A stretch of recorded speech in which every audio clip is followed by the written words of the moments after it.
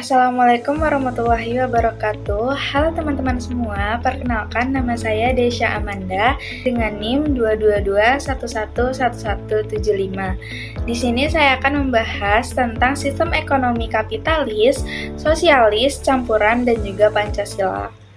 Oke, masuk pada pembahasan yang pertama, yaitu tentang sistem ekonomi kapitalis. Sistem ekonomi kapitalis adalah sistem ekonomi yang menyerahkan kendali ekonominya kepada pihak swasta untuk mencari keuntungan. Dalam sistem ini, individu bebas untuk menjalankan kegiatan ekonomi sesuai dengan modal, ide, dan juga kemampuannya. Pemerintah hanya berperan dalam memfasilitasi, tetapi masyarakatlah yang menentukan bagaimana kegiatan ekonominya dijalankan. Nah, ciri-cirinya itu yang pertama, individu bebas memiliki alat produksi dan sumber daya lainnya, serta bebas untuk melakukan kegiatan ekonomi seperti berproduksi, berdagang, dan juga berinvestasi. Nah, yang kedua, harga barang dan jasa ditentukan oleh permintaan dan penawaran di pasar. Yang ketiga, pemerintah tidak banyak campur tangan dalam kegiatan ekonomi, hanya berperan dalam menyediakan infrastruktur, menjaga keamanan, dan menegakkan hukum. Selanjutnya, ada kekurangan dan kelebihan sistem ekonomi kapitalis. Yang pertama, kelebihannya. Kelebihannya yaitu sistem ini memberikan kebebasan individu untuk berusaha dan mencapai kemakmuran, serta mampu mendorong pertumbuhan ekonomi karena adanya persaingan dan inovasi. Lalu kekurangannya yaitu sistem ini dapat menyebabkan ketimpangan sosial antara kaya dan miskin, serta sangat rentan terhadap krisis ekonomi. Sistem ini juga dapat menyebabkan pengangguran jika permintaan tenaga kerja tidak seimbang dengan penawarannya. Masuk pada pembahasan yang kedua, yaitu sistem ekonomi sosialis. Nah, sistem ekonomi sosialis ini sistem ekonomi yang berfokus pada kepemilikan bersama atas alat-alat produksi dan sumber daya alam oleh masyarakat. Dalam sistem ini, negara memiliki peran yang besar dalam mengendalikan dan mengatur kegiatan ekonomi.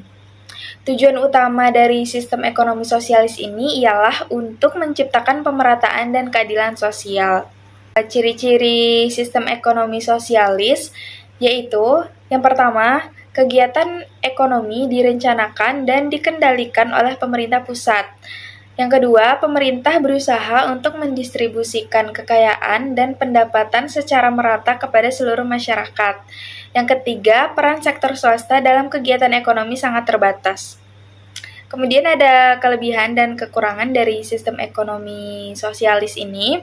Yang pertama, kelebihannya, sistem ini lebih stabil dibandingkan dengan sistem ekonomi kapitalis, serta pemerintah memiliki kontrol yang besar terhadap kegiatan ekonomi.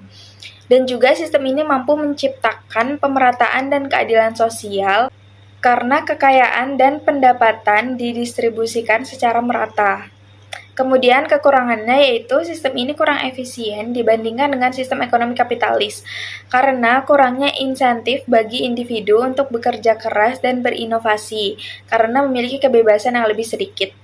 Selain itu, sistem ini memiliki birokrasi yang rumit karena pemerintah harus mengendalikan semua aspek kegiatan ekonomi. Kemudian pembahasan yang ketiga yaitu sistem ekonomi campuran. Sistem ekonomi campuran ini ialah sistem ekonomi yang menggabungkan unsur-unsur dari sistem ekonomi kapitalis dan juga sosialis.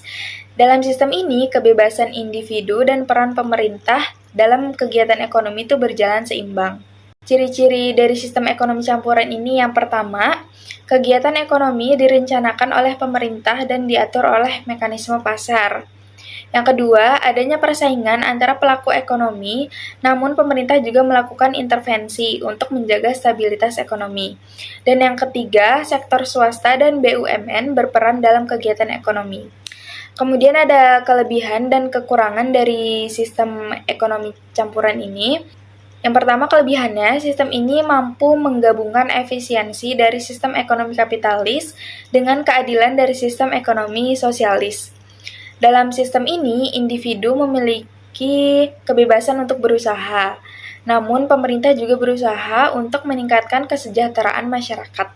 Kekurangannya, sistem ini dapat menjadi tidak efisien jika pemerintah terlalu banyak melakukan intervensi dalam kegiatan ekonominya, serta terdapat peluang korupsi dalam sistem ini karena pemerintah memiliki peran yang besar dalam kegiatan ekonomi. Masuk pada pembahasan yang terakhir, yaitu tentang sistem ekonomi Pancasila. Sistem ekonomi Pancasila ini ialah sistem ekonomi yang berdasarkan nilai-nilai Pancasila dan diatur dalam pasal 33 Undang-Undang Dasar Negara Republik Indonesia tahun 1945. Sistem ini menempatkan manusia sebagai pelaku ekonomi utama dan bertujuan untuk mencapai kesejahteraan dan keadilan sosial bagi seluruh rakyat Indonesia. Ciri-ciri dari sistem ekonomi Pancasila ini, yang pertama, sistem ekonomi Pancasila ini berdasarkan nilai-nilai Pancasila. Kedua, individu memiliki kebebasan untuk berusaha asalkan tidak bertentangan dengan kepentingan umum. Yang ketiga, pemerintah berperan aktif dalam mengarahkan dan membimbing kegiatan ekonomi. Dan yang terakhir, sistem ini bertujuan untuk mengembangkan ekonomi kerakyatan yang dijalankan oleh rakyat dan untuk rakyat. Selanjutnya ada kelebihan dan kekurangan dari sistem ekonomi Pancasila ini.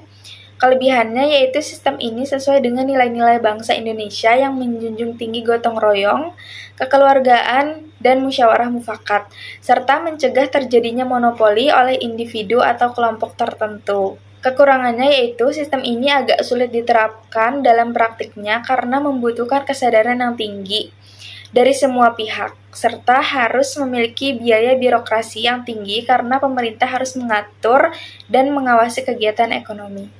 Sekian presentasi yang dapat saya sampaikan tentang sistem ekonomi kapitalis, sosialis, campuran, dan juga Pancasila. Bila ada salah kata atau salah pemahaman, mohon dimaafkan. Terima kasih. Wassalamualaikum warahmatullahi wabarakatuh.